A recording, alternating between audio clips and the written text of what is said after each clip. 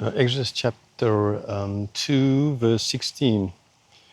We left off Moses fleeing for his life to Midian. He got there to a well where he sat down and rest. It's kind of normal. There's water. We'll get some water to drink. There might have been some shade there. It's a good, perfect place to sit down and get in some rest. Verse 16.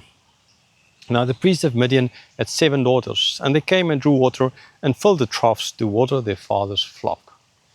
Right. So this priest had 7 daughters.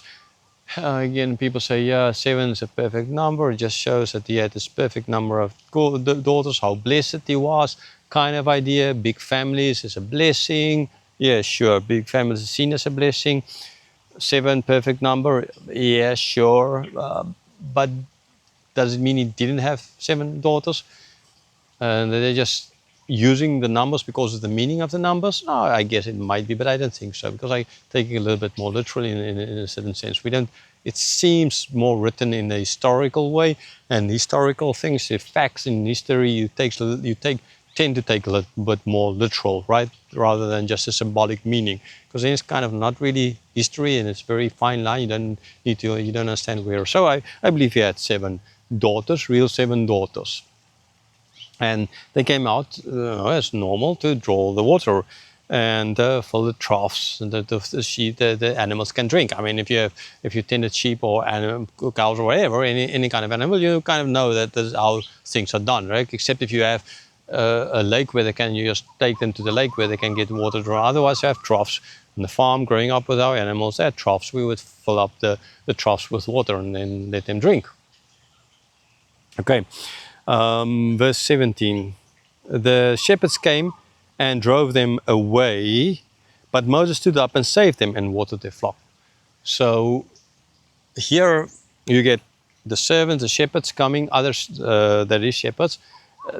They didn't want to sit, the men or whatever, they didn't want to sit around wasting their day. These girls, 7 daughters, they don't have any brothers, maybe. They had 7 daughters, so seemingly since they came, maybe there's no sons involved, okay? And so they don't have any protection. We are guys, we can beat them up, and we don't want to wait in the queue, right? It's like that car, he needs to turn to the left, for example. Here I see it in Bangkok all the time, all over the place I see it, and then there's 2 lanes, and you need to turn to the left. You know, way in the front, you need to turn to the left. And the left-hand side is already a long queue. Now, if you live in other countries where they drive on the right, it will be on the right. But so in this, and so you see, and you know that you can go all around them and then jam in there in the front, kind of. You don't want to sit in the back of the queue. Kind of something happening here. We don't want to wait around for these girls to finish. We want to get our animals so that we can get back home.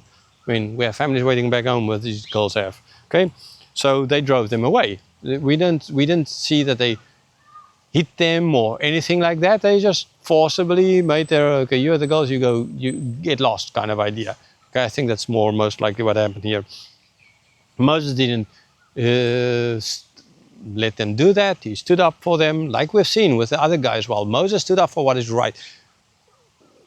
Well, in this case, in the Egyptian's case, he did the wrong thing by killing the guy. Standing up for what is right in the wrong way is not right. But in this case, he's standing up for the right thing in the right way. So a huge difference. Now, did Moses change in between? No, he did. I don't think he changed in between. It's just that every time Moses, when he saw the kind of personality, he saw something bad going on, he would stand up and do something about it. He wasn't going to sit around and let it just happen. Okay, but now, again, like I said, in the Egyptian's case, it was wrong, right? So if you stand up for injustices out there, you can't create another injustice by standing up for one injustice. That's not helping the injustice. So I don't want to go down this rabbit hole now, but anyhow, so if you see an injustice, stand up for an injustice in the right way, not by creating another injustice, but in the right way. Okay, in this case, Moses did. So he saved them and he watered their flock. The other just important thing, and I did mention, I think maybe on other lectures on Genesis, the patriarchs met their wives, future wives, at wells. Isaac, Abraham's servant, met Rebekah, Isaac's wife, at a well. Right? Jacob met Rachel at a well. Here, Moses is going to meet his future wife at a well. And so there's all those connections. Moses writing this down, understandably, will therefore take out all those other places where the patriarchs met their wives, because he met his wife at the well. If he met the wife at another kind of a place, then he would have picked the stories of the patriarchs meeting their wives in other kinds of places. We don't know where Abram, for example, met Sarah. So if he say you met him in the bazaar, in the market or something like that, right? Then he would, and Abram met Sarah in a place, say, for example, then we most likely would have had the story of Abram meeting Sarah at a place like that, because this is where Moses met, right? His future wife there now is for in this case. Okay, so I'm just trying as well to explain why those specific stories been. There would have been other ways, because we don't know where all the patriarchs met their future wives, right?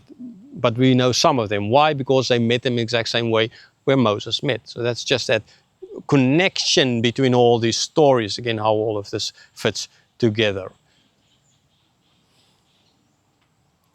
Again, the beauty of the word of God.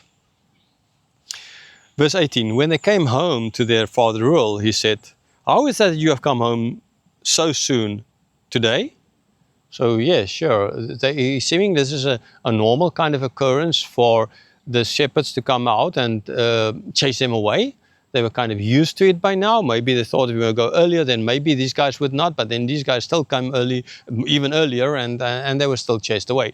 So this happened, and it's interesting that the father never did anything. Why didn't he go with? Why didn't he go to as well with them and like stand up there for his daughter's sake? Like, you know, you guys, you can't keep on harassing my daughters like this.